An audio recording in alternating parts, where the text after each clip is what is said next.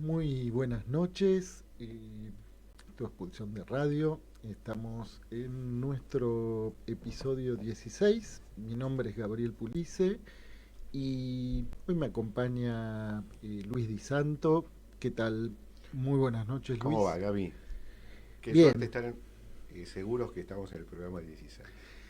estamos, sí, me lo anoté para no extraviar a nuestra audiencia que, bueno, hubo un periodo oscuro, ¿no? En donde no sabíamos muy bien en qué episodio estábamos y después vino Batman.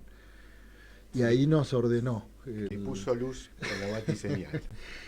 Bueno, y nos acompaña el invitado de hoy para nuestra hora de entrevistas, que lo saludamos y luego lo vamos a presentar formalmente. ¿Qué tal? Muy buenas noches, Oscar. Hola, buenas noches, gracias por la invitación. Bueno, estamos Bienvenido. aquí con Oscar Lamorgia y que sea muy bienvenido.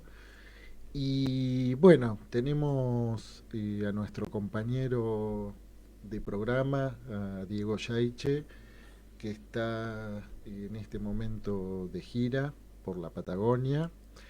Y tengo noticias frescas de Diego Yaiche, que bueno, está participando en un torneo internacional de ajedrez en Villa Langostura y ha ganado su primera partida hoy, así que le mandamos nuestras felicitaciones. Yo he sido sparring, ¿sabe? De Diego Yaiche, así que bueno, ese gran campeón que hoy es, ha sido en buena medida gracias a los entrenamientos que ha tenido, O sea, gracias a y que ha vos. tenido ocasión de ultrajarme Gracias a vos. Decilo y de una. llevarme al abandono del ajedrez. Bien.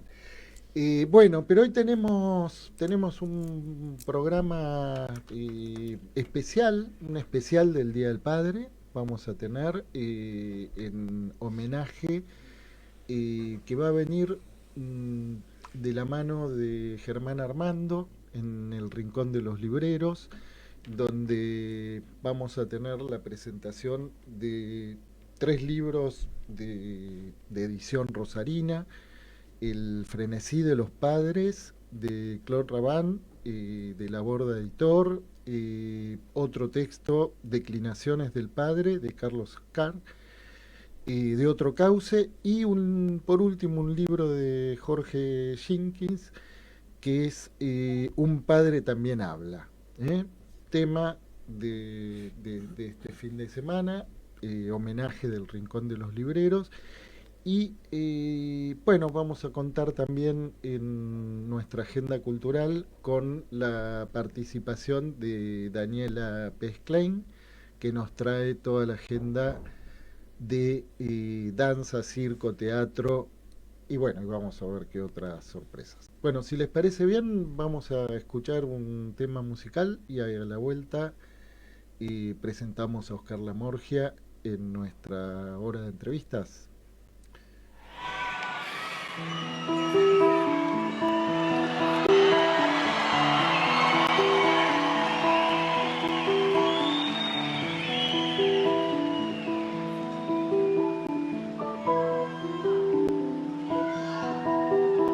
She hangs her head and cries on my shirt.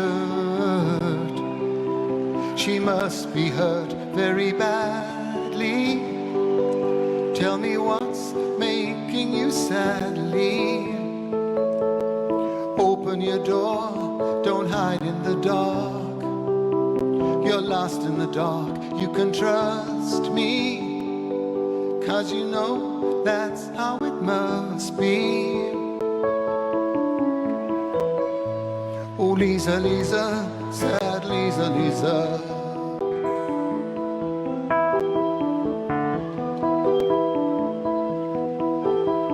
Her eyes like windows trickling rain upon the pain, getting deeper. Though my love wants to relieve her, she walks alone from wall to wall. Lost in a hall, she can't hear me, though Oh, I know she likes to be near me. Oh, Lisa, Lisa, sad Lisa, Lisa.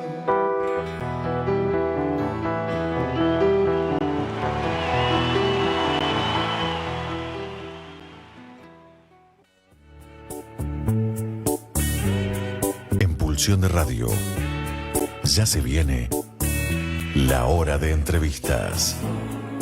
La hora de entrevistas. Bueno, ahora sí, muy buenas noches y muy bienvenido, Oscar. Buenas noches. Bien, bueno, ¿qué escuchábamos recién? Escuchábamos un tema de Cat Stevens llamado Lisa, Lisa, que es un tema que compuso teniendo él 22 años y antes de adherir al culto islámico, pero la versión que se acaba de escuchar es una versión en vivo actual, de unos poquitos años, ¿no? Un tema muy, muy logrado de Cat Stevens. ¿Y le podemos preguntar por qué lo eligió? Podría decir muchas cosas, pero voy a elegir una y es porque me gusta. Es la mejor opción. Sí, no hace falta más. Bueno, a modo de presentación, como siempre decimos, si es que hay alguien que no lo conozca. Bueno, Oscar, psicoanalista de una extensa trayectoria. Yo voy a hacer mención de algunas de sus obras publicadas, ¿no? Que es un libro que estamos a pocos días de su presentación, ¿no? Que es Psicoanálisis, Escritura de la Falta en Ser, que ahora vamos a comentar algo en relación a eso. Herejías del Cuerpo. ¿De qué año es ese libro, Oscar? Ese es de 2001. Es Actualizaciones en Psicosomática. Sí, que ha sido un libro premiado, Sí, tengo entendido. Tuvo el primer premio en concurso de Letra Viva, concurso con referato internacional. Bien. Y hay otro libro que publicaste, que también a través de Letra Viva, en coautoría con Hugo Cardoso, sí. ¿no? Que es Hechizos del Tiempo. Una lógica del acto analítico. Bien.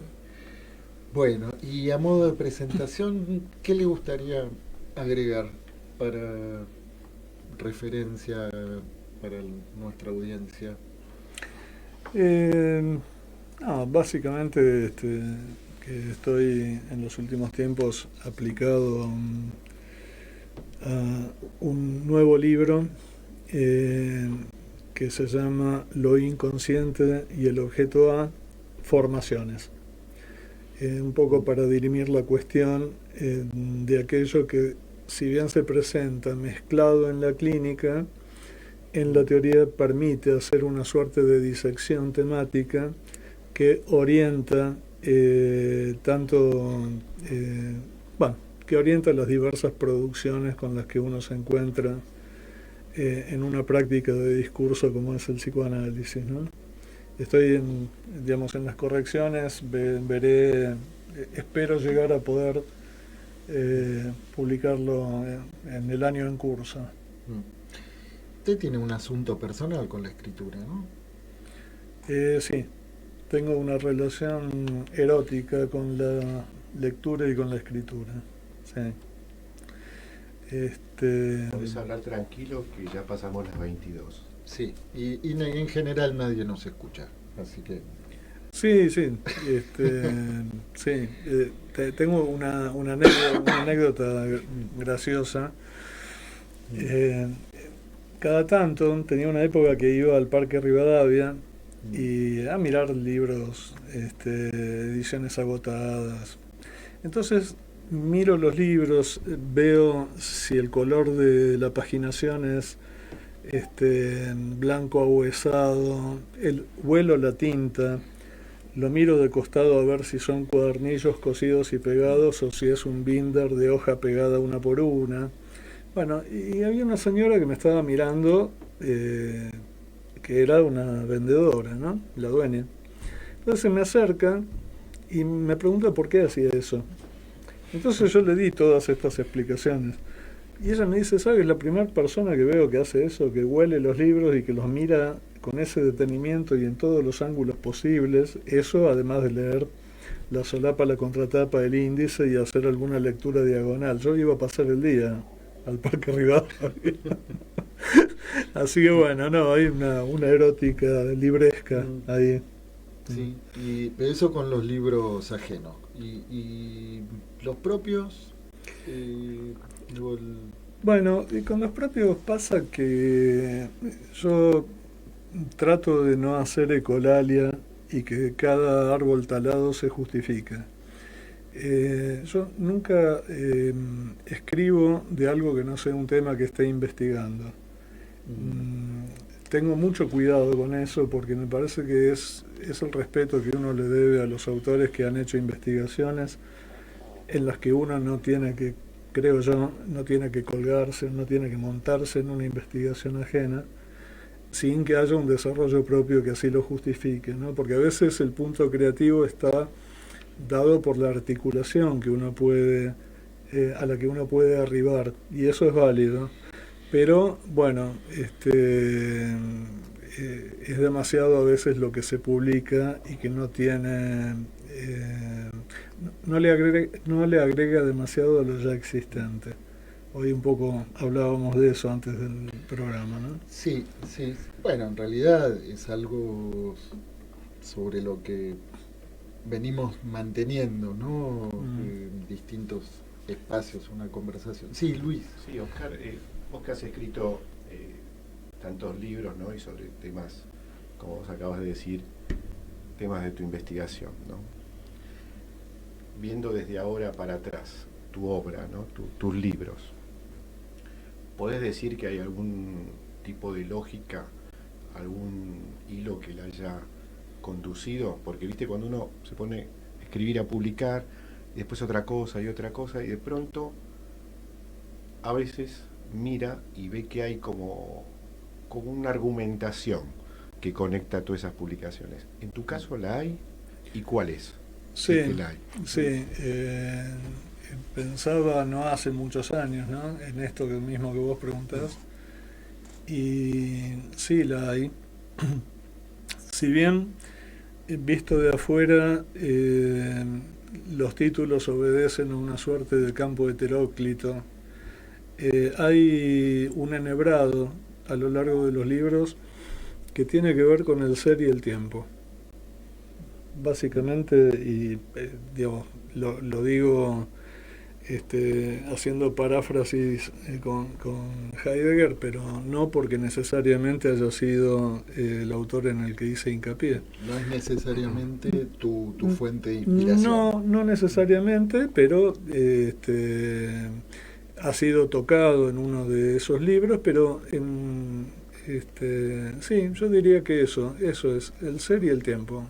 Eso es. ¿Y hay alguna pregunta que te hayas dado cuenta que insiste? Porque cuando hay alguna insistencia así, podemos inferir que hay algo que pide seguir siendo digerido, ¿no? Bueno, ahí ya no podría contestarlo con la misma claridad. Yo creo que debe haber una pregunta que insiste, pero que no está formulada explícitamente, sino que es el combustible que lleva, o que me tracciona a hacer algunos recorridos y algunos desarrollos. Por ahí no está formulada. Sí, todavía no llega a poder esclarecerse. Bueno, mejor, así sigue escribiendo. Y Oscar, por más que es cierto, ¿no? Que a primera impresión parecería que los temas son diferentes, ¿no? Pero yo un poco tengo esta intuición femenina de que hay algo, ¿no? que conduce lo que vos venís escribiendo.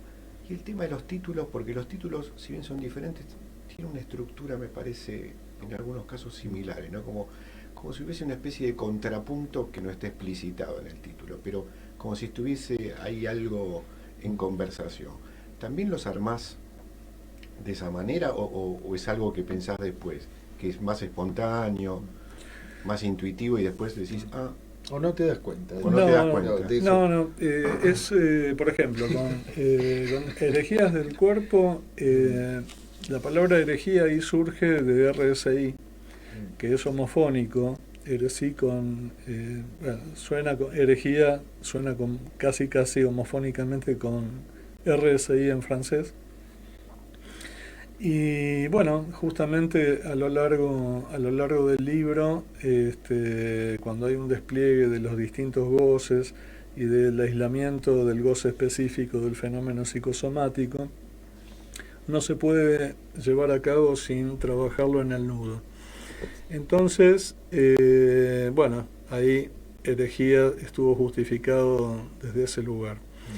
Hechizo del tiempo, en realidad, fue por el impacto que me dio que me produjo la repetición de la película que aparece en la película El Día de la Marmota, Sí. pero que en los afiches para países de habla hispana le pusieron Hechizo del Tiempo. Sí, en el cable hubo un tiempo en que la pasaban bastante seguido Sí. con ese título. Sí, ¿no? sí. Y Hechizo. bueno, pero la película se llama El Día de la Marmota. Lo que ocurre es que en países de habla hispana no hubiera tenido demasiada significación eso y creo que fue un tema de impacto de comercialización. A mí el impacto me lo produjo la película y ver cómo operaba la repetición y bueno, y qué es lo que saca al protagonista de ese campo repetitivo que termina siendo ominoso para él, ¿no? Empieza siendo divertido y termina siendo ominoso. Y bueno, hasta tal punto me impactó el título que le di traslado, no sin hablarlo con el coautor, y dio lugar, bueno, a eso, ¿no? Y después, psicoanálisis, escritura de la falta en ser, tiene, para citar los que vos nombraste nomás, ¿no? Sí, sí. Tiene que ver con justamente con que en Lacan no hay una ontología del sujeto, pero en el acto de escribir hay espacios que se bordean, espacios que se recortan, que se pueden perimetrar. Bueno, que en definitiva un ojal no es lo mismo que un desgarro, porque el ojal tiene costura en los bordes y eso le da una dignidad a ese desgarro o ese agujero original y permite situarlo en su justa medida y que no se siga abriendo. Al no haber ontología del sujeto en Lacan por la evanescencia del efecto sujeto, bueno, el libro pretende hacer un recorrido que circunvale esta cuestión.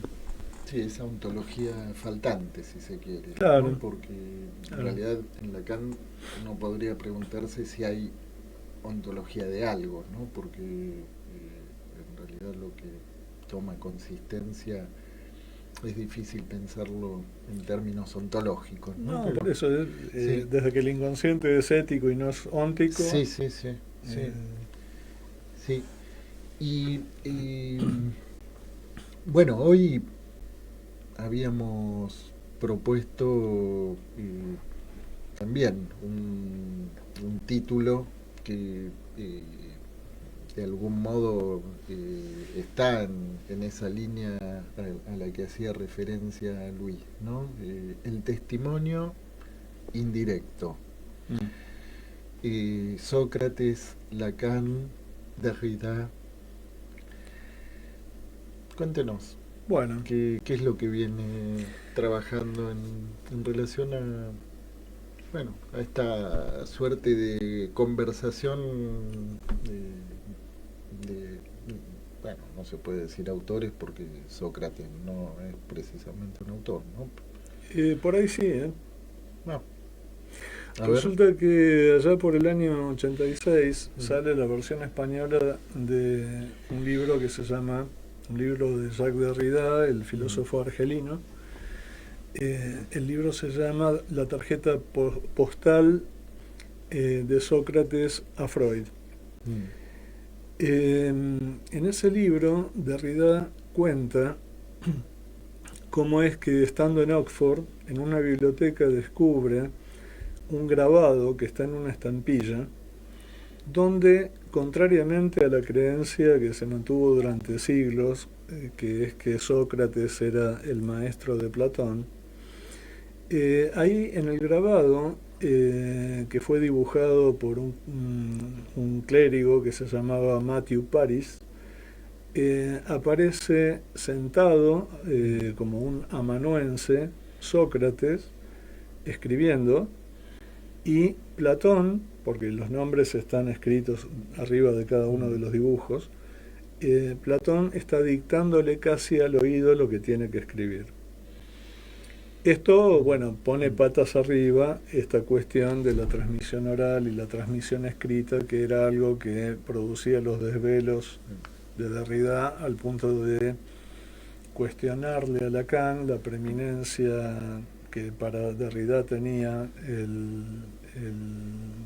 la escritura por sobre el logos, ¿no? Sobre las enseñanzas oralmente transmitidas, que en realidad era una crítica injusta, por cuanto Lacan divide su obra en esas enseñanzas oralmente transmitidas, a las que él llamó el seminario, y esas presentaciones congresales agrupadas bajo el nombre de escritos. Ahora, ¿qué ocurre? Que el libro más importante de Jacques Derrida, que es De la gramatología, ve la luz casi el mismo año que los escritos de Lacan. Entonces, durante mucho tiempo, tanto Lacan como Derrida decían que no conocían la obra del otro recíprocamente. Para mi gusto, y yo un poco lo explico en Psicoanálisis, Escritura de la falta en ser, para mi gusto yo creo que la crítica que le adjudica Derrida a Lacan es infundada, porque es como si estuviera criticando a Ferdinand de Saussure. Para Ferdinand de Saussure, como ustedes saben, el elemento princeps de la lingüística es el lenguaje hablado, y sería la escritura un subproducto del lenguaje hablado. La crítica de Derrida parece estar dirigida a de Saussure y no a Lacan, quien entendía la escritura en su versión más omniabarcativa, como inscripción, ¿no? Yo uso un neologismo en un escrito que tengo, que no hace falta. Yo lo uso porque me gustó cómo quedaba y porque me parece que saldaba esta cuestión de alguna manera, que es inscritura. Entre logos y grafé, la inscritura. Sí, sí, es un texto que, bueno, lo he leído, lo hemos conversado también. Es un texto que tiene hace, ¿cuántos años? 12. Por lo menos. Sí. Sí, sí. Sí. Y ese texto iba a formar parte del libro este. ¿Y qué le pasó? Y pasó que la editorial se lo comió, digamos, lo dejó afuera por un error involuntario. Pero iba a ser uno de los anexos. Iba a ser uno de los anexos. Sí. Bueno, les propongo, vamos a una pausa musical y a la vuelta retomamos esta suerte de, ¿cómo llamarle, no? Esto que vos decías, en donde Lacan y Derrida, bueno, parece que juegan ahí durante un tiempo, ¿no? A las escondidas. Algo así. ¿Sí? Bien.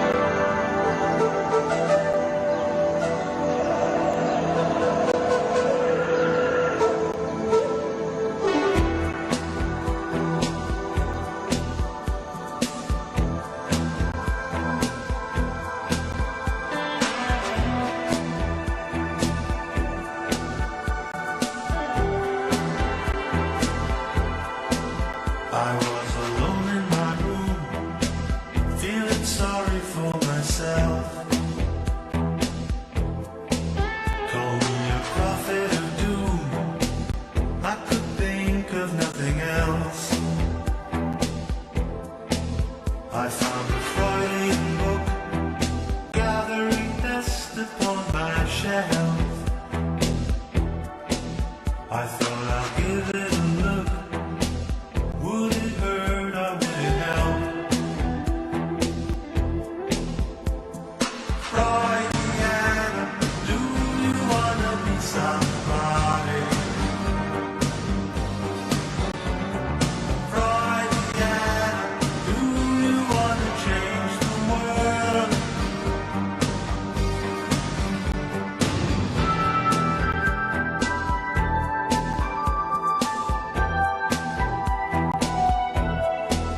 I met the wolfman and the rat man and an old and little man. They were walking on a tightrope. I never thought they had a chance. And then a hand reached out to hold them just before they tumbled down. But I was standing in a quicksand and I could not feel the ground. Freudiana, do you wanna be somebody? Freudiana, do you wanna change the world?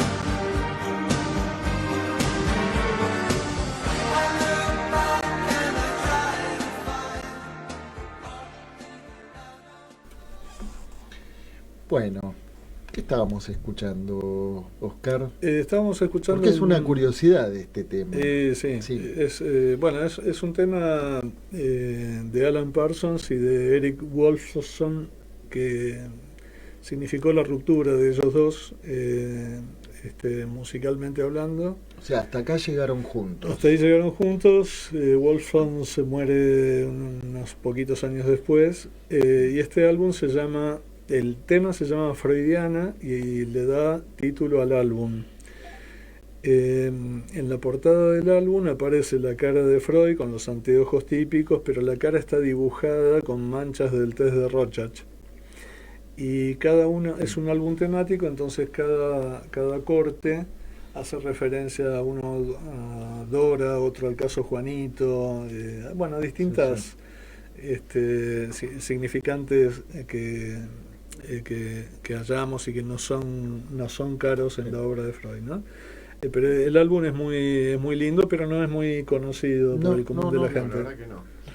Oscar, vos en la pausa me respondías algo que yo te pregunté que me gustaría retomar, ¿no? Que en esto de esta estampilla, ¿no? De la postal donde aparece Platón dictándole a Sócrates y Sócrates escribiendo, pues decías que ahí se cuestionaba un poco todo esto que se viene transmitiendo de que Sócrates no escribió nada. Pero también lo otro, que es Platón el que le dicta a Sócrates. Uh-huh. ¿Qué podés decir de eso? Bueno, ahí pasan dos cosas. Una es que tanto en Sócrates como en Lao Tse, como en el Gautama Siddhartha, el Buda original, como en Don Juan Matus, el maestro de Carlos Castaneda, han pagado con la puesta en duda sobre su existencia el peso de su agrafia, el hecho de no haber escrito. En el caso además aparece una paradoja, ¿no? Verbigracia, la tarjeta postal esta, que sería la siguiente. Platón, haciéndole decir a Sócrates todo lo que le ha hecho decir, parecía propiciar la enseñanza oralmente transmitida, pero Platón la transmite por escrito, con lo cual ahí es paradójico, ¿no? La encendida defensa que hace de un método y el modo transmisivo que utiliza. Es más o menos como cuando alguien dice una imagen vale más que 1000 palabras, pero esto hay que decirlo, no se puede decir en imágenes. Por lo tanto, el enunciado cae por su peso ahí mismo, ¿no? Sí. Bien. Y con respecto a... vos decías, hay unos años en que Lacan y Derrida, parece que juegan a no conocerse, ¿no? Sí, sí, juegan a no conocerse y de hecho se da algo paradójico, que es que la primera vez que se ven personalmente es en Estados Unidos y Lacan repara en eso y se lo dice, ¿no? Diciendo, parece mentira, voy a venir a Estados Unidos para conocernos, viviendo en la otra cuadra, como quien diría, ¿no? Sí. Bueno, y eso forma parte de ese juego de escondidas que decían ustedes. De hecho, hay un francés llamado René Mayer que era seguidor de Derrida y que hace cosa de 20, 22 años, estando vivo Derrida aún, había propiciado la creación de algo que se llamó Estados Generales del Psicoanálisis, que nucleaba analistas de los pelajes más diversos, ¿no? Había freudianos, lacanianos desencantados de la escuela de Lacan. Analistas pelados también. Podían, sí. O solo con pelajes. No, había Bien. también pelados. Bueno, eso Pero dignos pelados. hicieron jornadas, un par de jornadas, no generó demasiado revuelo, porque Derrida, muerto Lacan, se proponía con lo que dio a llamar análisis deconstructivo, en ser una versión superadora de Lacan. El análisis deconstructivo era interminable, tenía varias características que vale la pena recortar, ¿no? Sí, de algún modo no es una redundancia, porque el análisis de por sí, ¿no? Analizar no se puede situar como un sinónimo de construir. Sí, lo que pasa que la diferencia está dada porque en Derrida la deconstrucción no tenía límites, entonces al no haber anclaje metafórico que produzca un punto de capitón, llevaba a una especie de anarquización del análisis y lo tornaba interminable por la misma causa. Sí, sí. Al mismo tiempo, los analistas no hacía falta que se analizaran, teniendo en cuenta los dos alfiles de la práctica, que es deconstrucción, diseminación, anarquizaban la práctica y desembocaban en algo parecido al esquizoanálisis, ¿no? O sea, donde se expande el marco de libertad, pero llevando al campo de la locura prácticamente. Una especie de metástasis. Sí, claro. Sí. Claramente, ¿no? Sí. Bueno, con el modelo del rizoma, ¿no? Bueno, sí. el modelo del rizoma anda muy bien para pensar esto, sí y solo sí no se descarte lo arborescente. Es decir, lo arborescente, pero bueno, obviamente, quienes escriben 1000 mesetas, capitalismo y esquizofrenia, y el antiedipo, capitalismo y esquizofrenia, en el antiedipo, ahí lo arborescente como estructural y estructurante es descartado, por lo tanto que queda todo en manos de lo rizomático. Claro. Y cuando todo es posible, nada es posible. Sí. Y carece de carretera principal. Sí, ¿no? sí, es lo que claro. diferencia lo arborescente de lo rizomático. Sí, ¿no? sí. Ahora, vos nombraste a René Mayer. ¿Él no había trabajado también, y te lo pregunto también a vos, Gaby, con algo en relación a lo indiciario, a Sherlock Holmes? Me parece que hay un libro de él donde da alguna vuelta por ese lado para pensar cierta cuestión clínica. La verdad que en este momento no lo tengo tan presente. Yo desconozco eso. Los únicos dos libros que leí de él, uno se llama Psicoanálisis o Análisis Deconstructivo, que es de Nueva Visión, y el otro libro está compilado por él, pero es de autores varios y son las actas de la primera jornada que hizo con los Estados Generales. Pero esto que decís vos, no conozco. Yo lo voy a buscar en mi biblioteca la próxima vez y por lo menos, La próxima vez que venga la Morgia. no, en el chat o en nuestro chat lo comunico. Pero me parece que había algo de eso que me llamó la atención porque creo que salió en una época parecida al primer trabajo de ustedes o Sí, por ahí, ¿no? sí, sí, sí. Bueno, nada. No lo eso. tengo presente, pero bueno, de todos modos, lo indiciario, parece que ahí sería difícil inscribirlo en relación a lo rizomático, ¿no? Porque,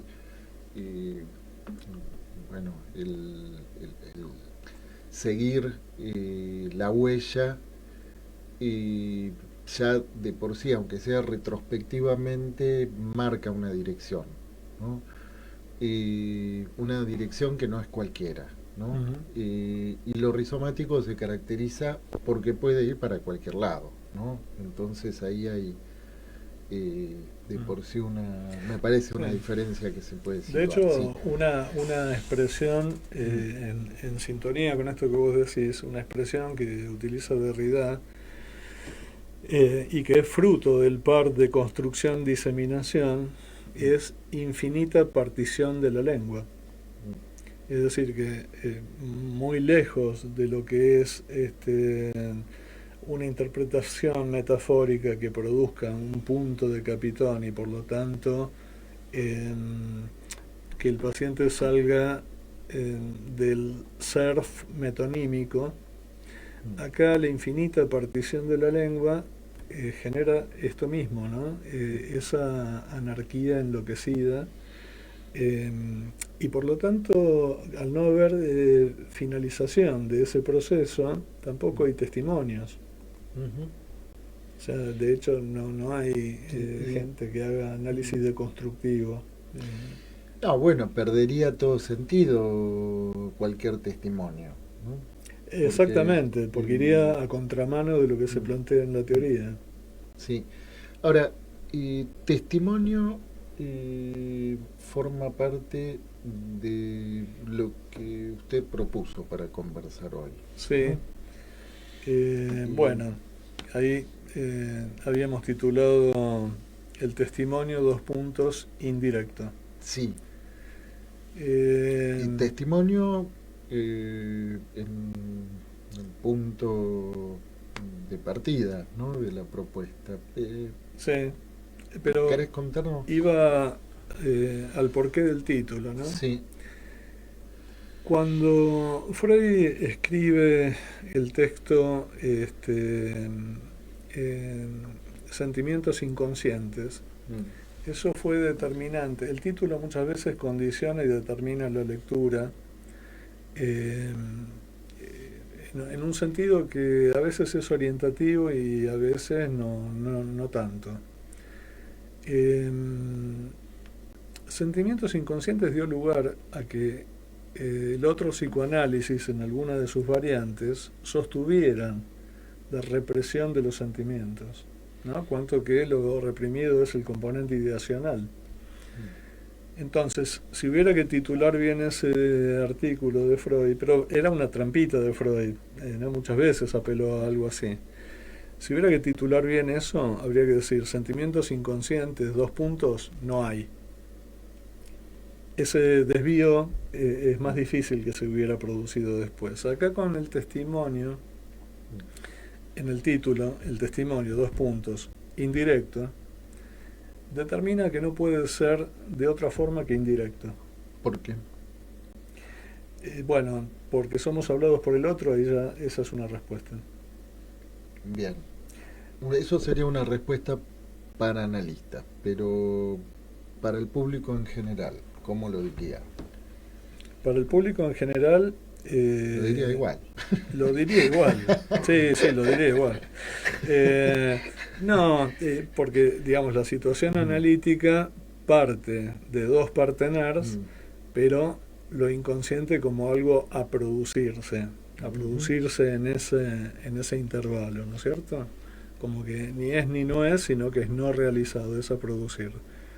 Eso nos saca de la idea de reservorio. Entonces, el testimonio indirecto tiene en el psicoanálisis dos dispositivos que lo muestran bastante claramente.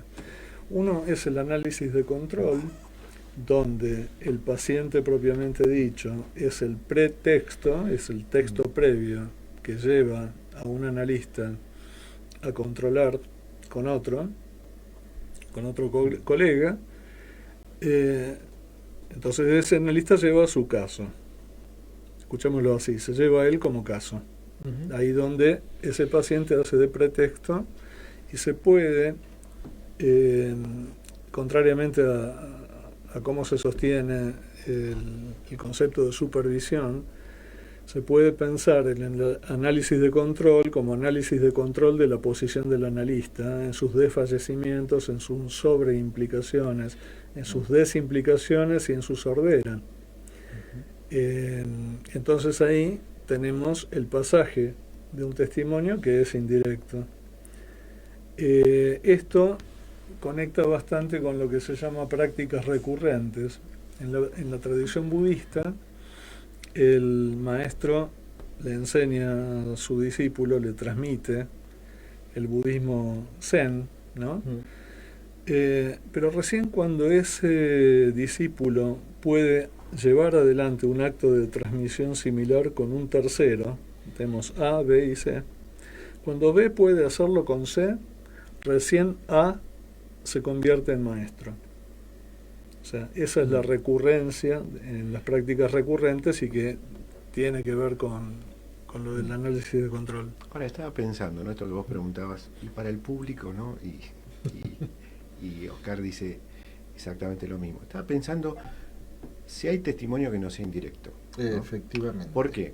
Porque Sí. digamos, el relato de un sueño, ¿no? El pase, por hablar cuestiones que tienen que ver con el análisis, pero también en otros ámbitos, ¿no?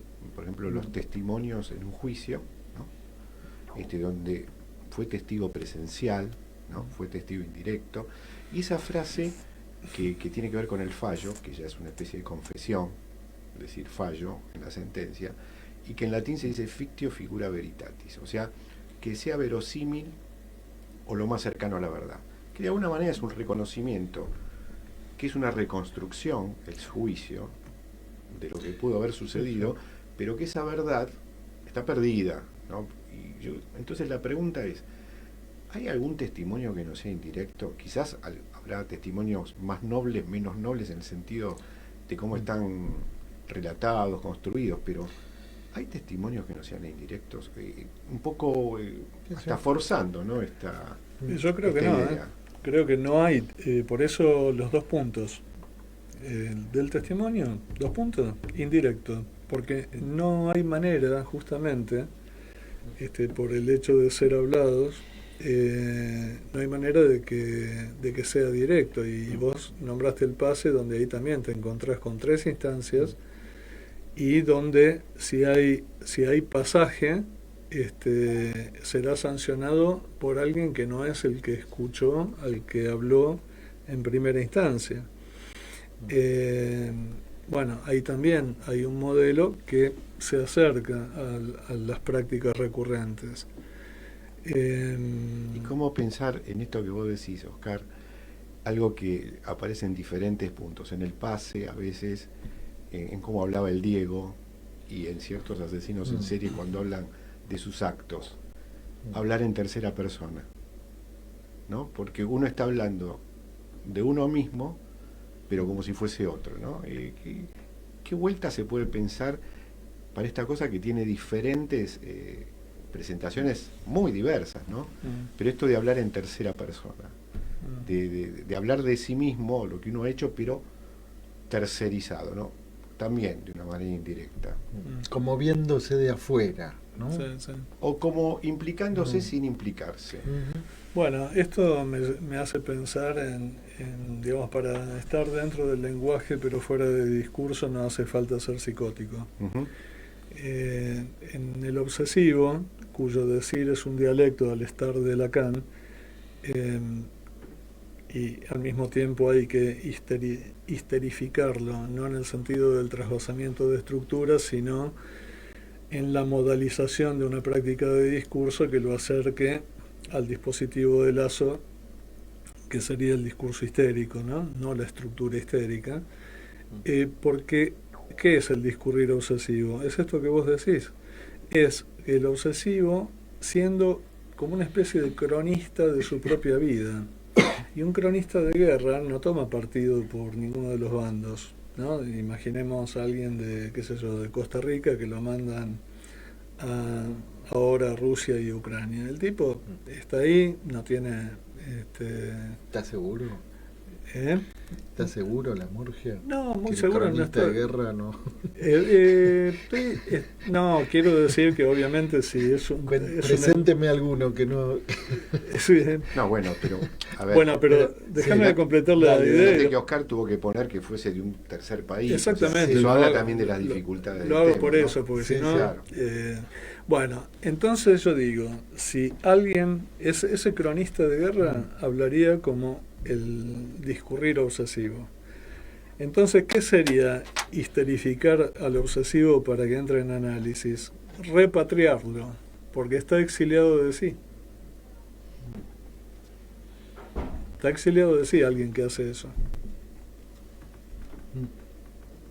Sí, sí. Está. O sea que esto no entraría, pero tampoco estaría demasiado lejos de un testimonio indirecto. Testimonio dos puntos indirecto. Sería No. otro tipo de fenómenos, periférico, cercano. Sí, Tendría algo de eso, pero no sería eso. no, tendría algo de eso, pero de un modo improductivo, porque solamente lo que hace es consolidar los síntomas, en tanto que lo otro, siendo indirecto, pero con alguien que haga una lectura de la letra, bueno, eso sí abre camino, no a que el testimonio sea directo, pero sí a un reposicionamiento en relación a la coagulación de los goces, ¿no? Un apalancamiento en otros puntos de apoyo. Sí, sí. Bien.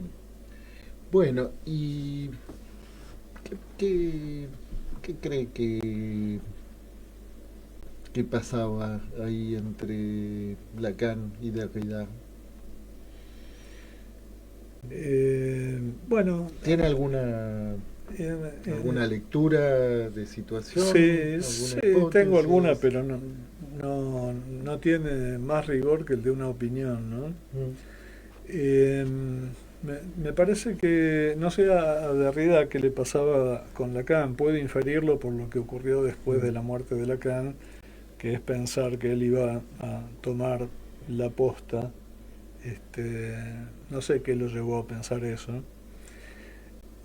Pero a Lacan, esto que le pasó con Derrida, le pasó con Foucault también.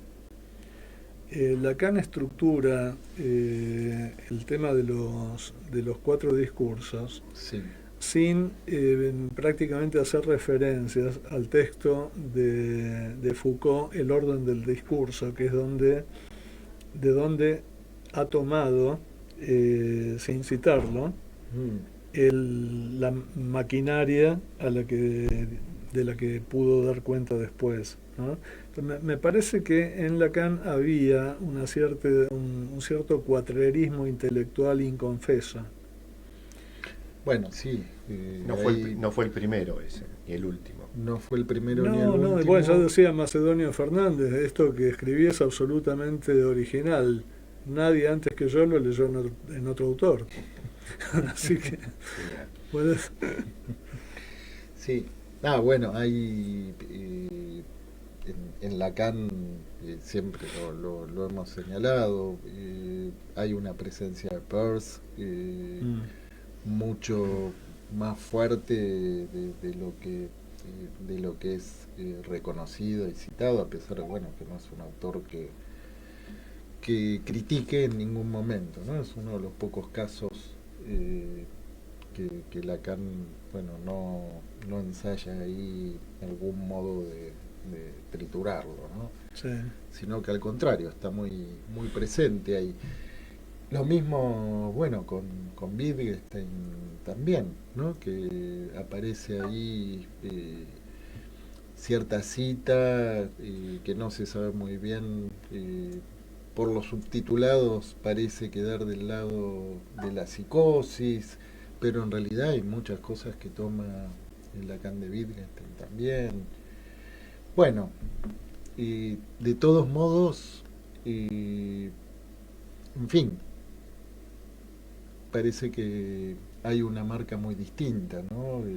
La que ha quedado del lado de Lacan, no sé, del lado de Derrida. De Derrida ha quedado más abierta a hacer lecturas desde el campo sociológico y político. Fue más para ese lado. Bueno, con Deleuze y Guattari ocurre otro tanto, ¿no? Digamos, no. Su territorio no terminó siendo el campo de la clínica, sino el campo de las lecturas de los fenómenos sociales, de los efectos del capitalismo, bueno. Sí, pero ya en esos trabajos de ellos me parece que ya estaba esta impronta de lectura también política y social sobre lo clínico, ¿no? O sea, tenía esa impronta, ¿no? O sea, que el destino que tuvieron, más que el destino, el camino que siguieron, es bastante consecuente con esa cuestión, ¿no? ¿Vos lo pensás así también? Sí, también. Sí, claro. Sí, que de algún modo hay ahí una cierta divisoria de aguas que, bueno, que toma más consistencia, ¿no? La clínica y en todo caso algo que, bueno, que pasa a quedar por fuera de la experiencia clínica, ¿no? Sí. Bueno, ha sido un encuentro satisfactorio, muy satisfactorio. Sí, ¿no? doctor Vica. Sí. Nos quedamos sin hablar de Astro Boy, que está ahí presente. Está presente y para, es tema de nuestras conversaciones para que nadie, habituales. Se desmadre. Bueno, Oscar, muchas gracias por venir. Bueno. Como siempre, un placer. Y nos vamos a estar encontrando pronto en la presentación de su libro. Rapidito, pero cuéntenos. Bueno, va a ser el jueves 30 de junio a las 21 horas de Argentina, 19 horas de México. Se puede ingresar por el canal de YouTube de Yoica, que es el portal donde va a ser la presentación, y van a acompañarme en esa instancia Gabriel Pulice, Osvaldo Rodríguez y Luis Salamone. Bueno, yo le agradezco mucho el honor de formar parte de ese panel de presentación. Y bueno, nos vamos a estar encontrando entonces allí. Bueno, vamos a ir entonces a una pausa y a la vuelta tenemos el rincón de los libreros con Germán Armando y un especial del Día del Padre, y Daniela Pez-Klein con toda la agenda cultural para este fin de semana larguísimo. En Pulsión de Radio ya se viene El Rincón de los Libreros, la columna que en tu biblioteca no puede faltar. Bueno, hoy tenemos el rincón de los libreros, porque vamos a... Lo voy a presentar yo. Sí, es el momento, claro, de expresión. Sí. Y está bien, tiene que convivir discursos múltiples. Claro, acá. Y aparte hay días que es el rincón de la librera. Exacto. Bueno, y... Buenas noches, Daniela. Buenas noches, Gabriel, ¿cómo estás? Bien, muy bien. Bueno, ahora vamos a tener, ahora en un ratito, nuestra agenda cultural. Sí, con un montón de obras para poder ver. ¿Para este fin de semana? Para este fin de semana, hay mucha actividad. Bueno, y ahora vamos a mandarle un saludito a la librera que no vino, a Luciana, que está de cumpleaños, en realidad, de cumpleaños de mamá. ¿No? Porque, pero bueno, sí. Y... Es un montón, claro. Conozco mucha gente, empezando por mi madre, que cumple sus años y cumple sus años de mamá. Claro. Sí. Es muy fuerte. Así que le mandamos un beso grande. Y bueno, vamos a escuchar a Germán Armando, que es un genio, Germán. Realmente yo le decía que voy a proponer a la Universidad Nacional de Rosario que le den el doctorado honoris causa, porque ya está como para ejercer la clínica si quiere o la docencia. Un especial del Rincón de los Libreros, especial del Día del Padre.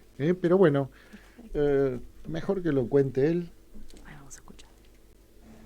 Hola amigos de Pulsión de Radio, muy buenas noches. Los saludamos desde la ciudad de Rosario. Un saludo a la mesa, Laura, Diego, Gabriel y Luciana, y por supuesto a toda la audiencia. Hoy pensamos que sería oportuno aprovechar que el domingo es el Día del Padre y no dejar pasar este tópico que en el psicoanálisis tiene tanto peso. Preparamos entonces una selección de libros que, como siempre, tratamos de que sean de autores rosarinos o estén editados acá. Vamos a empezar por El frenesí de los padres, de Claude Raban, editado por Laborde. Esto fue en 2018. Claude Raban es psicoanalista y filósofo, fue miembro de la Escuela Freudiana de París desde su fundación hasta la disolución en 1980, luego de lo cual fue cofundador del Círculo Freudiano, un agrupamiento que bregó por reunir las diversas corrientes que surgieron con la diáspora de la escuela. Tiene una labor muy destacada como coreógrafo y siempre estuvo muy vinculado con el teatro, rasgo que se percibe notoriamente en su escritura. Seguramente su libro más conocido entre nosotros sea el lamentablemente hace tiempo inhallable Inventar lo Real, editado por Nueva Visión. Más acá en el tiempo podemos nombrar Metamorfosis de la Melancolía. Y Raban visitó en varias ocasiones la ciudad de Rosario dando seminarios y conferencias que fueron oportunamente recogidas en libros como Cleans, Literatura, Pasión y Sublimación. El libro, esos han sido editados por Homo Sapiens. El libro del que hablamos se publicó originalmente en francés en 2013, por lo que podemos decir que se trata de su producción más reciente.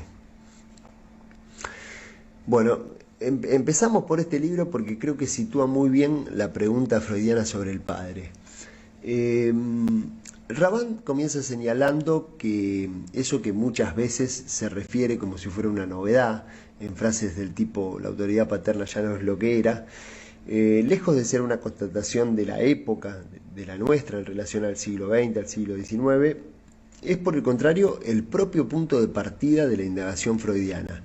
Y así lo encontramos textualmente ya en la interpretación de los sueños, esto es en 1900, donde Freud se refiere al padre, ese símbolo de poder a escala familiar, garante del orden simbólico, como una autoridad que se volvió obsoleta.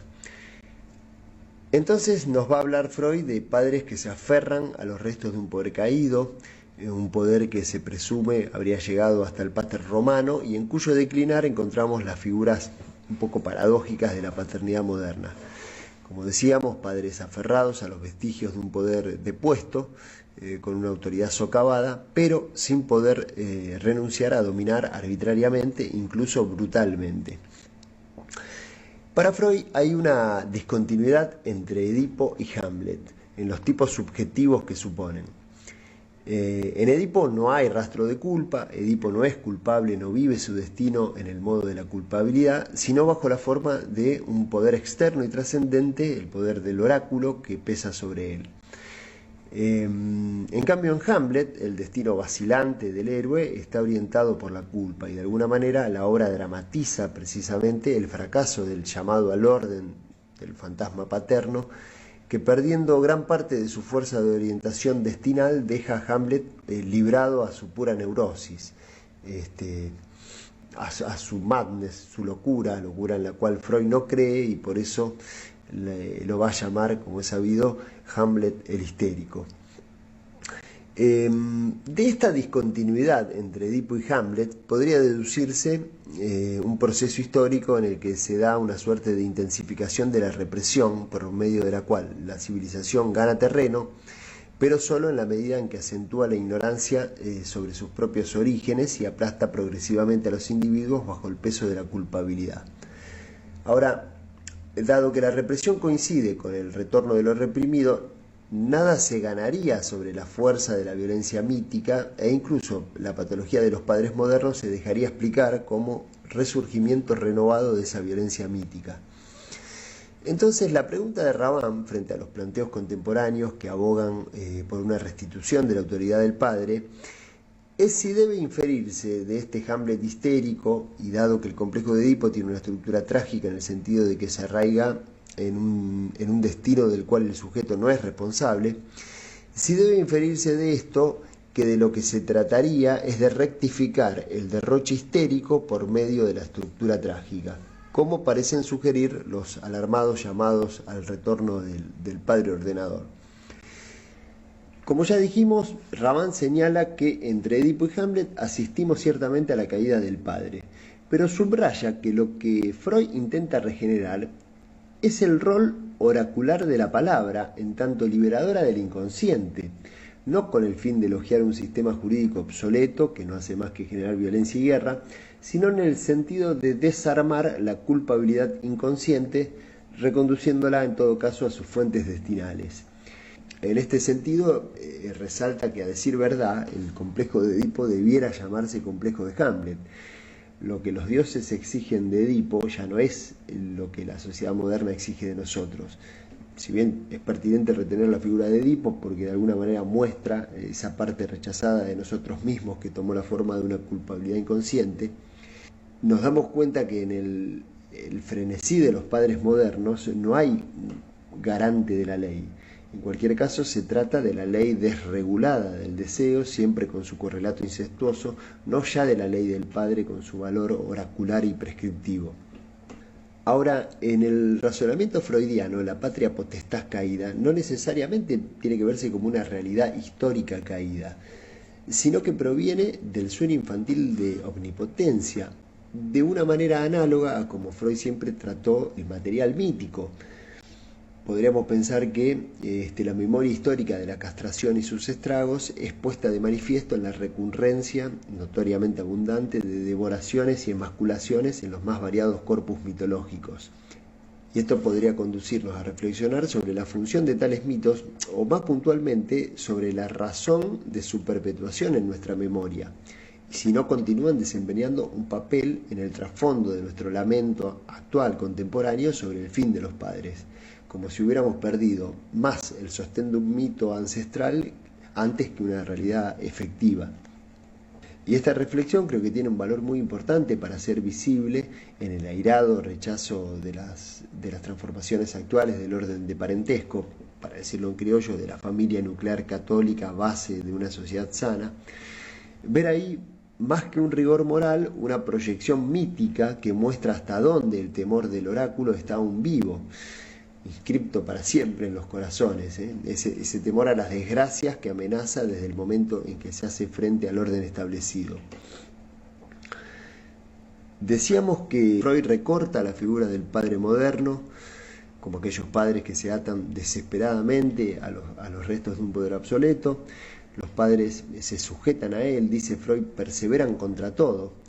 Y vemos ahí el acento expresivo que pone de relieve no tanto un lamento por una forma perdida, sino una patología social que perdura.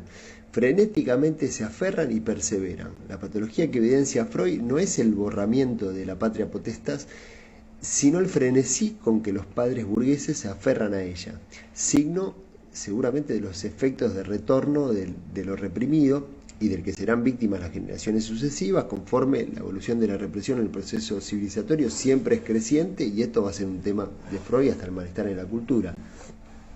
Entonces, para cerrar el comentario, en la perspectiva de Raban, entre Edipo y Hamlet, Freud inventa una nueva dramatización que llamará Complejo de Edipo para describir la escena del aferramiento nostálgico de los padres burgueses y la salida posible que queda a sus descendientes. La estructura dramática definitoria que aporta la invención freudiana estará dada por el desdoblamiento entre escena consciente y la otra escena, pero no menos importante será la iluminación que provee lo que aludimos antes como complejo de Hamlet, es decir, la centralidad de la culpabilidad y la conciencia moral. Cobran relieve entonces los elementos de la novela familiar freudiana, la complicidad hostil entre padres e hijos varones y la exclusión de las mujeres, como si en la hostilidad padres e hijos varones compartieran una misma falta que tratan de descargar en las madres y en las mujeres, pero a su tiempo la salida ofrecida a los hijos varones tampoco es especialmente feliz, toda vez que proviene esencialmente de la castración. Podemos decir que aquí empieza el libro, que nos va a conducir por un recorrido exhaustivo de este frenesí de los padres. En el segundo capítulo va a buscar la madre perdida, continúa en el tercero con desestimación y pulsión de muerte, el cuarto la roca fundante y termina con lo incurable, angustia igual orgasmo. Recapitulamos entonces el frenesí de los padres, Claude Raban, editado por Laborde. El segundo libro que elegimos es Declinaciones del Padre, de Carlos Bach. Es una edición muy reciente, una novedad de la gente de Otro Cauce. Carlos Bach es médico y psicoanalista, miembro titular de la APA, es profesor en la maestría de psicoanálisis de la Universidad Nacional de Rosario, fue miembro del Comité Editor Internacional de la revista Psicoanálisis de la APA, de la revista Redes de la Letra, ha escrito numerosos artículos en otras revistas y publicaciones, participado en libros colectivos e individuales, por ejemplo, Espectros del Padre o El Padre que no cesa, por citar solo los que tienen estrecha relación con el tema de hoy, y ha publicado también varios libros de poesía, el más reciente, Cómo llegué hasta aquí. Yendo al libro, se trata de la transcripción de un seminario que Carlos dictara en el invierno de 2021, en el que se dieron cita analistas de Rosario y Buenos Aires para trabajar las declinaciones del padre a partir de un programa propuesto por el autor. Tenemos entonces 5 clases y los intercambios posteriores abocadas a esta declinación del padre, que va a ser atendida no solo en el sentido de caída, sino en el acceso a distintos modos de decirlo, algo para lo cual la experiencia analítica en transferencia es decisiva, toda vez que esos modos no están dados antes de su puesta en acto por la experiencia del inconsciente y la lectura de transferencia. Recorremos de manera sucinta los temas abordados en cada clase y la bibliografía. En la primera clase, ida al fundamento del complejo de Edipo, sustitución de lo irrepresentable, la tumba vacía, el padre se declina en transferencia. Se trabajaron los textos de Freud, el sepultamiento del complejo de Edipo, la represión, la organización genital infantil y 3 ensayos para una teoría sexual y partes de los seminarios de Lacan, la psicosis, las formaciones del inconsciente, el seminario 11 también, hay varias clases. En el segundo encuentro, los temas fueron radicalidad de la metáfora, la falla del padre, don filiatorio, mediación a lo imposible. Y se trabajó la instancia de la letra de Lacan, clases del seminario 6 y del seminario 10, la carta 52 a Fliess de Freud y el texto de Jorge Hinkins, El insulto y la metáfora, que es un ensayo de lo que el psicoanálisis nos enseña. En el tercer encuentro, los temas fueron el sujeto, una encrucijada, la metáfora, lectura de la metáfora. Y se trabajó lo inconsciente de Freud y función y campo de la palabra de Lacan, la metáfora del sujeto, algunas clases del seminario 3, otras del 5, del 6 y del 11. En la cuarta clase, los temas fueron ausentamiento de los dioses, lugar de la causa, marcas de la falta en la religión monoteísta, el fantasma cristiano, la falta en la antigüedad griega y la culpa trágica. Y se trabajó el Moisés y la religión monoteísta de Freud, la segunda parte del malestar en la cultura y clases de los seminarios 7 y 10 de Lacan. Y por último, el último encuentro, los temas fueron falta del padre, deuda del sujeto, el padre caricatural en la modernidad, el pecado original como protopatoricón, nuevas formas del malestar, perturbaciones en el destino de la pulsión. Los textos fueron el seminario 8, la transferencia de Lacan, el concepto de angustia de Kierkegaard y tipos de carácter dilucidados para la tarea analítica de Sigmund Freud. Repetimos, Declinaciones del Padre, Carlos Bach, editado por Otro Cauce. Bueno, y finalmente pasamos al tercer libro seleccionado, es de Jorge Hinkins, lleva por título Un padre también habla. Lo publicó en 2020, una coedición entre Otro Cauce y Nube Negra, 2 editoriales rosarinas. Creo que Jorge no necesita mucha presentación, la suya constituye una de las obras más singulares del psicoanálisis en castellano. Digamos simplemente que creó y codirigió junto a Mazzotta Cuadernos Sigmund Freud, y que desde hace casi 40 años anima la revista Conjetural. Ha publicado gran cantidad de libros, los últimos No solo es amor madre, El anacronismo interminable, Violencias de la memoria, pero muchos otros inhallables como La acción analítica, Lo que el psicoanálisis nos enseña o Indagaciones. Y este volumen imponente de casi 400 páginas tiene el valor de recuperar muchos de los ensayos allí incluidos. Es un trabajo de edición muy minucioso de Juan Pablo Bonera, que ha salvado esa dispersión y reordenado el material en 7 capítulos que los recorremos brevemente solo para darle una idea. El capítulo 1 es Inventar el analista, le sigue Un padre también habla, el tercero Los objetos, el cuarto En los márgenes del análisis, el quinto El objeto dificultado, Inmicción de los discursos, sigue el malestar y sublimación, y cierra un epílogo, La peste y el diálogo. En nuestro comentario nos restringimos al capítulo 2, Un padre también habla, pero premiados por el tiempo y para no desafiar la paciencia de la audiencia, vamos a recorrer muy a vuelo de página simplemente los títulos de los ensayos que lo componen. Comienza con Tú también, hijo mío, que funciona como una introducción al tema. Es interesante cómo subraya el modo en que algunas puntuaciones de Lacan o intervenciones como el mito individual del neurótico han oscurecido el tema, tendiendo o favoreciendo una especie de sobreprotección del padre en Freud, y de ahí esta vertiente que aboga por su restitución. Más lejos del padre es un comentario a la frase de Freud sobre la superación del padre en el texto Un trastorno de memoria en la Acrópolis. Bateras, Imperfección del símbolo, es un ensayo clave donde plantea la legitimidad en psicoanálisis de plantear una diferencia sistemática entre cultura y sociedad. Después vemos Hamlet, una épica de la neurosis, y el mito de Edipo entre el sueño y la política. Vemos, por supuesto, la recurrencia de los temas, las alusiones, claro, a Edipo y Hamlet en los 3 libros. Por supuesto que se pueden leer de manera absolutamente complementaria los 3 y aprovechar todas las resonancias. Pero quisiera remarcar en Hinckes simplemente un sesgo de su enfoque que presenta un contrapeso a lo que podría ser la sanción demasiado simple de reaccionarios o patriarcales a los discursos nostálgicos de la autoridad paterna. En alguna parte cita Sartre, en realidad lo que dice un personaje de una de sus obras de teatro, que dice: ningún padre es bueno, no nos quejamos de los hombres, sino del lazo de paternidad que está podrido.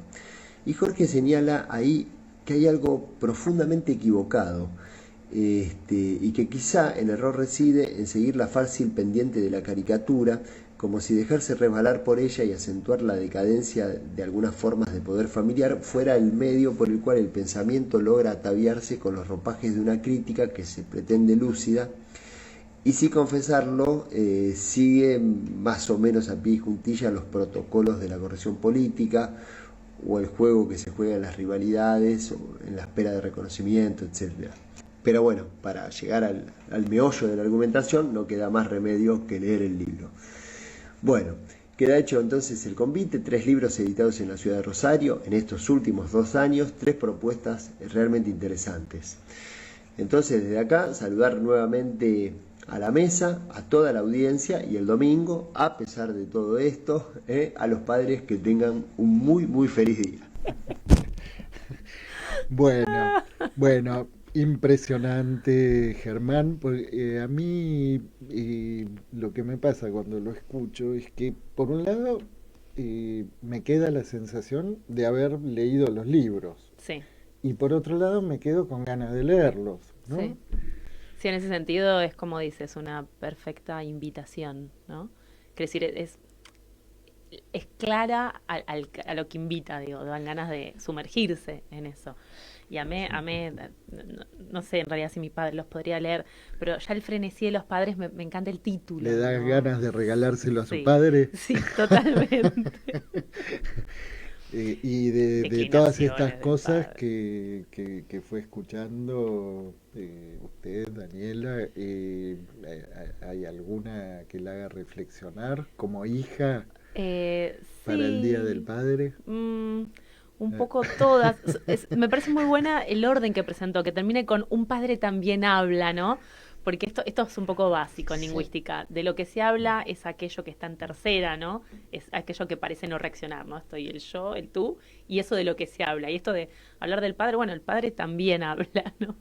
Esto de, Sí, ¿qué hay sí, para decir del otro lado? sí, que de algún modo un padre también habla y es situar al padre como un sujeto deseante, ¿no? Exacto, sí. Y entender ahí una Eh, interacción, ¿no? Digo, un poco sí, la sensación, no sé, perdón, siempre digo pido perdón cuando vengo al programa por no estar como a la altura de la discusión, yo pero tampoco, ¿eh? De todo de esto los libros no, pero de lo... claramente de los seminarios y los temas que tocan, sí.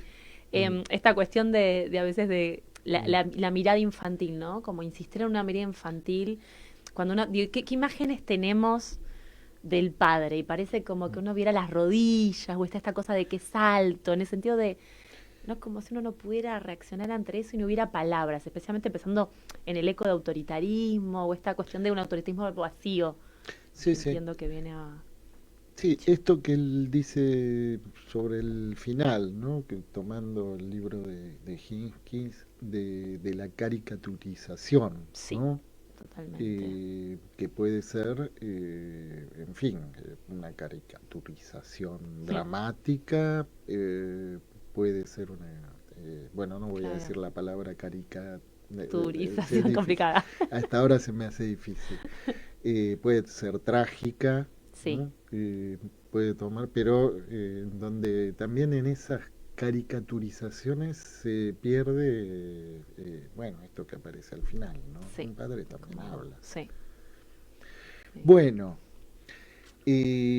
vamos a escuchar un tema musical Perfecto. y a la vuelta con nuestra agenda cultural, ¿volvemos? En Pulsión de Radio, la agenda cultural late. Bueno, ¿qué escuchábamos, Daniela? Escuchábamos I'm Sorry de Rita Lee. No, Rita Lee, no, perdón, el tema, el nombre. No, si estas cosas las preparo. Yo soy muy mala con los nombres de las personas, de los libros. Recuerdo Bien. muchas anécdotas. Lo voy a conseguir en cualquier momento, No, porque tenía... pero es Lee, pero no es Rita Lee. No, no es Rita Lee. No, Claro que no. no es Rita Lee. Porque se Es, escriben ya le digo, Ay, sí, es Brenda Lee. Brenda, Brenda Brenda Lee. Lee.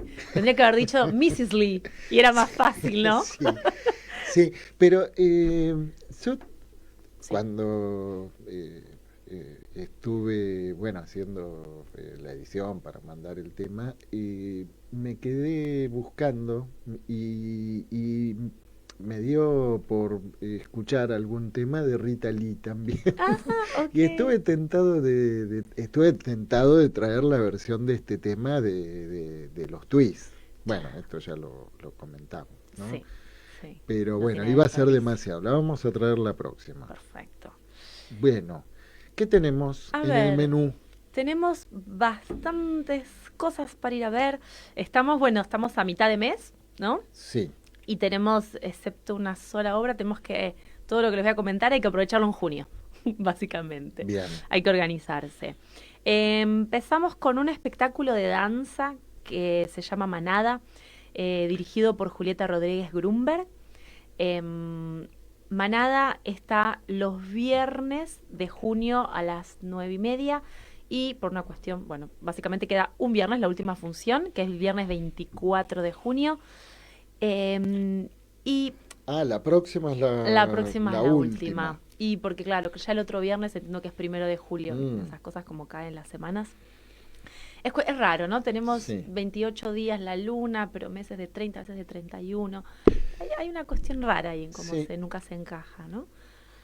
Bueno. No sé quién armó el calendario, ¿no? No, y esto de que los años tienen diferente duración, no sé, porque el resto de las cosas son bastante esquemáticas, Muy ¿no? gregoriano, Sí. pero Sí, nadie pero se hace cargo nadie. de esas imperfecciones calendarias, ¿no? Em, Bien. Manada es una obra coral y animal al mismo tiempo, con 5 intérpretes masculinos que construyen el territorio y la dinámica en unísono. Hay un trabajo, es una obra de danza, digamos, funciona en un espacio, hay pocos elementos, y el trabajo con la luz y cómo...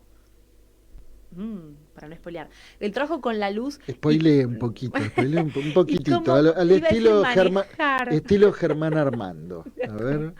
No, iba a decir simplemente cómo manejar la luz, ¿no? En el Mm. sentido de, me parece interesante que los propios intérpretes tengan acción sobre la luz. Siempre da la sensación que la luz viene de afuera, ¿no? Esto de cómo se trabaja la iluminación. Ahí realmente la sensación es luz, es claro que es iluminación, pero la sensación es como materia luz, más para quienes como yo les gusta ponerse en primera fila, como que de repente te da la luz, como que también Sí. desparrama un poquito para una. Ese trabajo con la luz que, digamos, que se va desplazando, propone un territorio cambiante, ¿sí? Estos 5 intérpretes trabajan con un material cinético que por momentos asemeja, ¿sí? Unas contorsiones muy animales, y al mismo tiempo crean entre ellos una dinámica que podríamos decir como de olas que se suceden, y trabajan con diferentes niveles, y a medida que va pasando el tiempo y va cambiando esa luz y se va construyendo ese espacio, hay un trabajo con la voz y la respiración, ¿sí? Que va marcando el propio andar. Y hasta llegar a, no podríamos decir directamente texto, porque hay un trabajo, o palabra, porque no podríamos encontrar que es muy interesante cuando se trabaja con sonoridades que parece una palabra y no es una palabra, y al mismo tiempo significa y construye interlocución. Sí, expresa. Exacto, sí. expresa. Y en ese sentido, da sentido a lo que sucede. Incluso se ve las dinámicas entre los intérpretes, ¿no? Una cuestión incluso por momentos, tal vez esta sea mi lectura justamente por haber 5 intérpretes masculinos, pero daría la sensación por momentos que hay un trabajo con el poder o las jerarquías, ¿sí? Pero, insisto, ¿no? Tal vez es porque haya 5 intérpretes masculinos y Bueno, Manada ya es, sí, claro. y Sí. trae en el título todas esas cosas. Sí, ¿no? es verdad, porque aparte últimamente se utiliza, la manada podría tener bichitos de cualquier sexo, y hoy por hoy circula Sí. mucho con la idea de lo masculino. Sí, no hay ¿Cierto? manado. No hay manado. Sí, es muy Ni cierto. manade. No, hay ¿No? manada. Hay manada. Hay manada, sí. Sí, y manada tiene ese efecto de lo colectivo también, ¿no? Esto Sí. del grupo, ¿no? Y a mí me parece muy interesante esto de sin duda, en la palabra manada está lo animal, pero cuando vayan a ver la obra, realmente para mí van a entender lo coral, en el sentido de lo múltiple y lo sonoro, ¿sí? Entonces me parece que hay un trabajo ahí interesante para ver. La última función, como les dije, Para es el ver y viernes que viene. escuchar. Para ver y escuchar, exacto. Para ver y escuchar. Bien. Y está en planta, que es en Inclán 2661, en el barrio de Parque Patricios. Parque Patricios. Sí. Bien. Como la otra vez había comentado una obra que también estaba en esa sala, y esto es un buen, para quienes no conocen la zona, la línea H los lleva, entonces es muy fácil ir. Así que no desestimen ninguna obra por la zona de la capital donde se vayan a encontrar. Bien. Por favor. La segunda obra de danza es Group, ¿sí? Es una obra con dirección de Ana Frenkel y codirección de Carolina Borca. Está en el Centro Cultural San Martín los viernes y sábados de junio a las 9:30. ¿Sí? Entonces hay más funciones, hay un poco más. O sea, mañana y el fin de semana que viene, viernes y sábado. Bien. ¿Mañana en qué horario? 21:30. 21:30. Bien. Group también tiene 5 intérpretes, me acabo de dar cuenta ahora, es un número interesante. Bueno, los números impares son interesantes para generar dinámicas, a mi entender. Groove es un recital de danza contagioso. O sea, el programa, la gacetilla, presenta la obra como recital de danza. Y yo le quiero agregar que es contagioso. En ese sentido, ¿Qué le contagió? le contagian ganas de bailar. Es muy potente. Es muy potente, no solo por la energía de los intérpretes, sino también porque incluso la música, que tengo que realmente dedicarle, por lo menos, hacer la mención de Diego Weiner, la música es muy interesante, cómo se sucede un tema con el otro y a su vez, a lo largo de la obra, hay temas muy diferentes, ¿sí?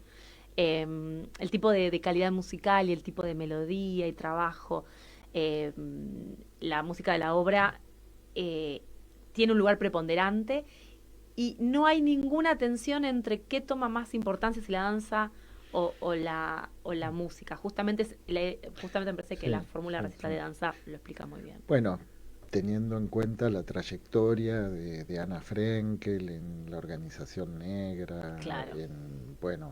quien ha tenido ocasión de no se dice, no, para mí pensar en decir ir a verlo o ir a escucharlo, uno se queda corto, ¿no? Claro. Porque es ir a Experimentar. experienciar, Sí, ¿no? exacto, experienciar, sí. Sí, Exactamente. son experiencias inmersivas, ¿no? Sí, sí. En ese sentido, me acabas de dar una idea. También, bueno, capaz yo cuando la vi, a veces hay días que a las 9:30 estoy más cansada, tengo un poco un reloj que es más solar en mi caso, mi reloj interno. Pero, o sea, estamos sentados durante la función. Sería súper interesante pensar cómo sería si el público estuviese parado, pienso. Sí, Viste que estar parado sí, ya sí. invita a bailar mucho más, como estar sentado, ¿no? La cadera pesada. Sí, creo que Sí. mucha gente que estábamos, yo estaba de nuevo en la primera fila, siempre elijo la primera fila. Creo que las de adelante estábamos moviendo alguna parte. El piecito. Bueno, yo no me acuerdo ahora si antes o después de la organización negra hubo muchos espectáculos. Me acuerdo uno, creo que fue en el Museo Sibori, que hacía el grupo con el que estaba en ese momento, Ana Frenkel, y que el espectador estaba parado. Claro. Y Sí. estaba parado y expuesto, ¿no? A mojaduras, Sí. en fin. Claro. eh, Sí, en este sentido este espectáculo es un poco, bueno, que yo creo que la idea de escenario más alto da una visibilidad interesante, pero es verdad que genera una distancia, porque además también pensé en eso, estamos sentados, la distancia no está mal, pero no estamos tan pegados. Yo estaba en primera fila, pero estábamos a unos metros. Digo, en un recital uno podría Sí. ponerse muy cerca en un recital, Sí. ¿no? Esa sensación de... En cualquier caso, digo, realmente la experiencia es muy interesante y la potencia de los bailarines realmente llega al público. O sea, digo, hay algo del trabajo, de toda la obra, de la composición general, pero quiero realmente resaltar que la calidad de los bailarines es muy, Sí. muy buena. Y especialmente como intérpretes, ¿no? Digo, no solo virtuosismo, sino la calidad. Y son bailarines muy diferentes entre sí. Ahora quería decirles un par de recomendaciones más breves. Esto, Sí, disculpa, sí. ¿dónde está Gru? En el Centro Cultural San Martín. Ah, en el San Martín. En el San Martín, muy Bien. cerquita de aquí, Bien. de la radio. Bien. Dijimos que los viernes y sábados a las 21:30 y las entradas se compran por la página del San del Martín. San Martín. Bien. Una recomendación muy breve, digamos, para quien no haya visto Pundonor, quedan pocas funciones. Pundonor, sí. Sí, Pundonor, el sí. monólogo de Andrea Garrote, dirigido por ella y por Rafael Spregelburg, en el Teatro Metropolitan. Quedan pocas funciones porque está el domingo 19 y 26 de junio a las 6:30 de la tarde. Ya se termina. Ya sí, se termina. tremenda, Quien- imperdible. Exacto. Quien no la haya Sí. visto tiene que ir a ver. Creo que no hace falta que hagamos nada más. Sí. Vayan. Yo hoy tengo una agendita Sí, muy dígalo. importante, Dígalo. porque una de nuestras queridas amigas bueno, casi compañeras del programa, Amancay Espíndola, Sí. estrena mañana Ah, una obra. ¿La conoces a Mancay? No. Bueno, Mancay es una actriz ¿Quién no? de mucho, Me suena. de un recorrido No impresionante. puedo evitar ya Actriz googlearlo. sí, googleala porque va a explotarte el celular. Ahí, bueno, mañana está estrenando en el Teatro del Pueblo, en la Valle 3636, El chico de la habitación azul, de Miguel Ángel Diani, con dirección de Enrique Dacal. Y en el elenco está, además de Amancay Espíndola, Hugo Men y Gabriel Nicola.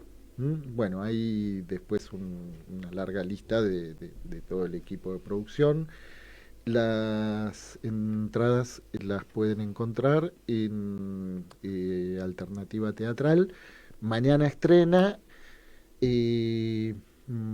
Bueno, ¿Y hasta cuándo está en cartel? ¿hasta cuándo está? O sea, hasta en julio también es como la pregunta. Yo creo que sí, que mañana arranca. Perfecto. Pero de todos modos vamos a tener seguramente la semana que viene una mini entrevista o una gran entrevista, vamos a ver, depende de la disponibilidad de Mancay. Claro. Que bueno. Sí, Bueno. es súper interesante cuando la persona hizo la obra. Sí, no tiene desperdicio. Bueno, Otra recomendación, ahora de circo, bien. es en un espacio que voy a presentar mucho mejor en otro programa, es Que Tren, en el barrio de Belgrano. La dirección es Olazábal 1784. Un ciclo que se llama Sigue siendo otoño, ¿sí? Que está durante junio, o sea, son los domingos, quedan ahora los domingos 19 y 26 a las 6:30 de la tarde. La propuesta es una especie de maratón, 2 espectáculos más un intervalo musical. ¿Sí? Intervalo musical con música en vivo. Sí, sí. El primer espectáculo es Escamas, de Lucas Bustos, a las 6:30. Luego viene el intervalo musical. Y a las 20 horas está Receptáculo, que es una obra de la compañía Rumba, ¿sí? Que son 2 intérpretes que hacen mano a mano. Estuve viendo algunos videos, me encantó. Y las entradas las consiguen por Alternativa Teatral. Escamas es un espectáculo que puede ser para toda la familia, Receptáculo no tanto. En cualquier caso, digo, están los 2 espectáculos, la música vale la pena, es súper interesante. Y repito, Ahora me quedo sí. con la intriga. Receptáculo Sí. no es para toda la familia. Claro, no está tan, digamos, nunca, en general las obras que voy a traer ahora no tienen nada en sí prohibido, sino simplemente si es de interés, ¿no? Siempre para mí, como bailarina lo digo, Sí. yo siento que la gente de circo, en principio, tiene ya una llegada mucho más popular porque tiene algo muy visualmente muy virtuoso, ¿sí? Digo, la danza, dependiendo qué puede o no ser, digo, puede ser muy expresivo, pero no siempre es virtuoso. Inclusive la danza, el ballet, no todo lo que hace es solo virtuoso. En cambio, digamos, cualquier cirquera ya hace algo que pocos humanos hacen. Hay una Sí, búsqueda sí, por sí, eso que sí. es complicado. Sí, sí. Hay una búsqueda en eso. Una búsqueda por el lado del asombro, ¿no? Exacto. A pesar de que el circo contemporáneo claramente tiene un interés dramático, ¿no? Pero sin duda las técnicas de formación de estos artistas son, digamos, tienen formación de poder hacer. Bueno, digamos. una obra que no nos cansamos de recomendar es Un Domingo, ¿no? Claro. Por ejemplo, Exacto. que es Y que sigue en cartel. que es asombrosa. Sí, Sí. Y Sí, yo sí. creo que va a seguir hasta que vaya el Y último sí, va a ser- habitante de la exacto. Argentina, van a Y seguir, sí, porque sí. ¿sí? Sí, es una buena entrada para quien todavía no haya visto circo contemporáneo. En esa línea de recomendaciones de circo, les recomiendo. El Festival Rojo es un festival ¿hoy es 17? Sí. Sí. Que empezó hoy y va hasta el 26 de junio y es el primer festival, o sea, es la primera edición del Festival Independiente Internacional de Clown de Buenos Aires, ¿sí? Que tiene 2 sedes y yo les voy a comentar 2 espectáculos que suceden y son gratuitos, esto ayuda un montón para que ande un poco complicado, en el Centro Cultural Alonso Conti. Las entradas se reservaban a partir del lunes a las 10 de la mañana. Pueden chequear en la página del Conti si queda alguna. Si no, esto sucede un montón con los espectáculos gratuitos con reserva por internet. Si no, vale la pena en salas grandes digamos, Sí. sí, puede fallar, sin duda, pero vale la pena ir un rato antes, hacer la cola, porque muchas entradas se Arriesgarse a liberan. ir, Sí, sí. mucha gente termina no yendo, porque llovió y porque al no haberla Sí. pagado, la Sí. fiaca puede a veces ganar.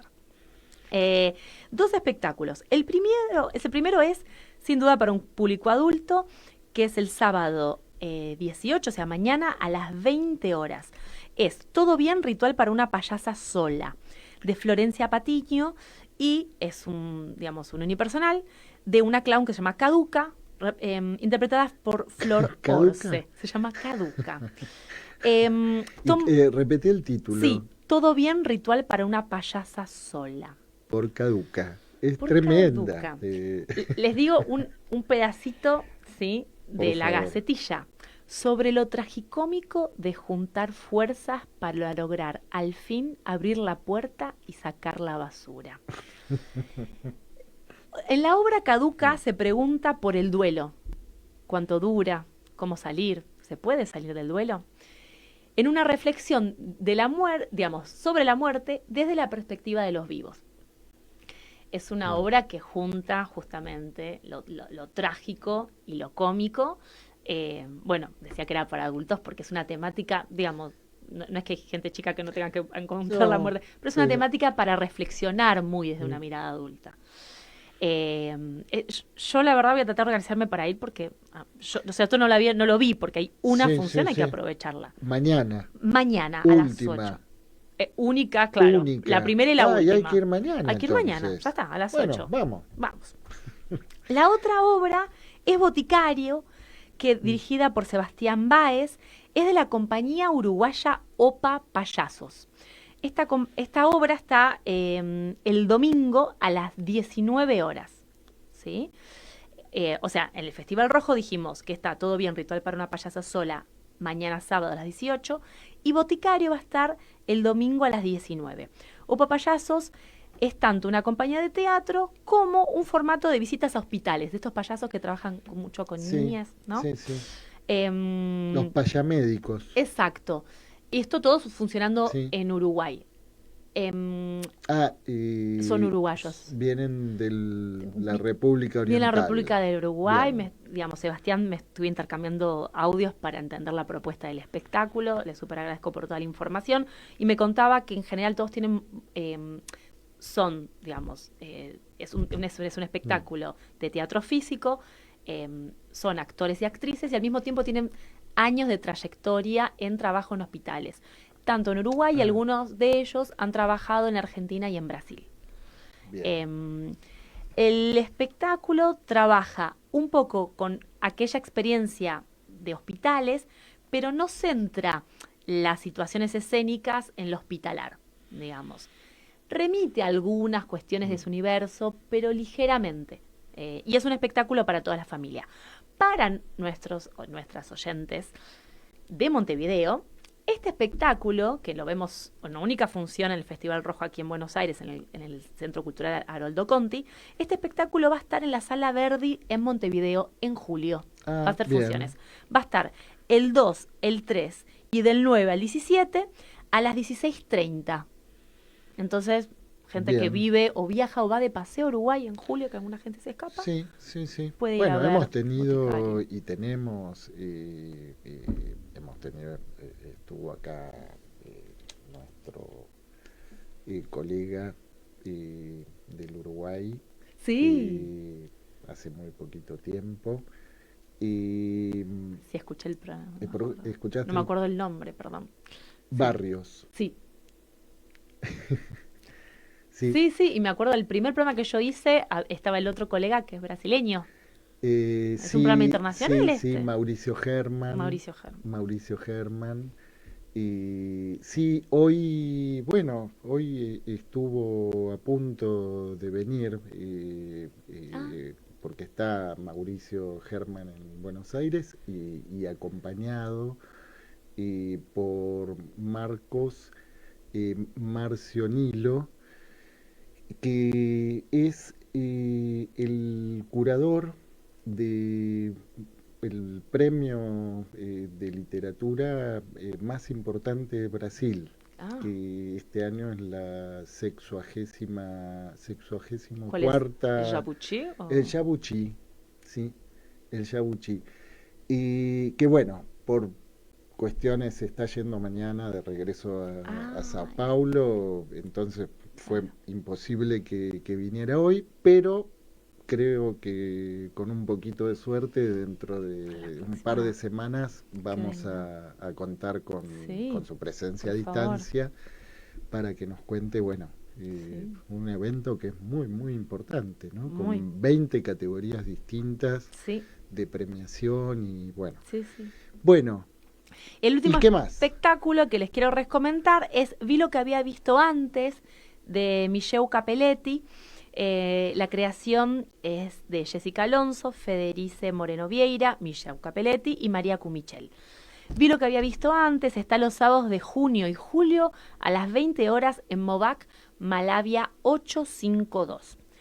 Es una pieza de danza eh, de es una pieza de danza que Sí, utiliza piezas de vestimenta, ¿sí? Continuadas, incansables, innumerables, interminables, ¿sí? Hay un trabajo, viste que me encantan a mí los afiches, de sí. acá, viste, Y que es un hemos rostro hablado de los cubierto, afiches. ¿sí? Sí, Este tiene, así como tiene como diferentes planos, el afiche y colores y hay, ¿no? Un primer foco y perspectiva. Así funciona la obra, con pliegues y pieles, ¿sí? Incluso en el rostro, o sea, hay rostro y no hay rostro, en el sentido que hasta mucho después no vemos los rostros pensado en piel. Vemos una piel hecha de telas y retazos, una reactualización de las ficciones, ¿no?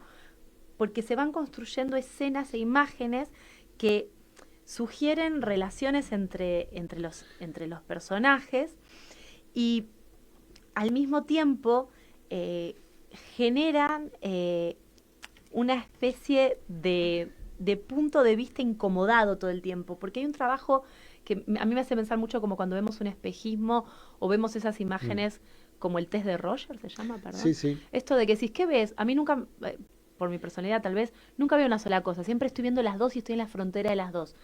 Acá hay un trabajo desde esa sensación muy continuo, o sea, esa mirada extrañada, esto de no lograr entender, porque se invierten los ejes de lo visual e incluso lo que parece una espalda de repente es el frente, lo que parece otra forma, y porque hay tantos pliegues de ropa que el cuerpo de esas personas ya se transforma en otro.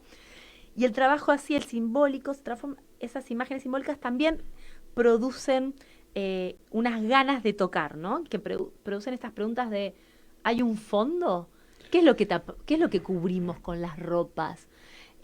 Y que incluso cuando, cuando va cambiando ese cuerpo por las ropas y cambia la persona, ¿es la misma acción? Si ya cambia la persona. ¿Qué hay detrás del velo, no? Exacto.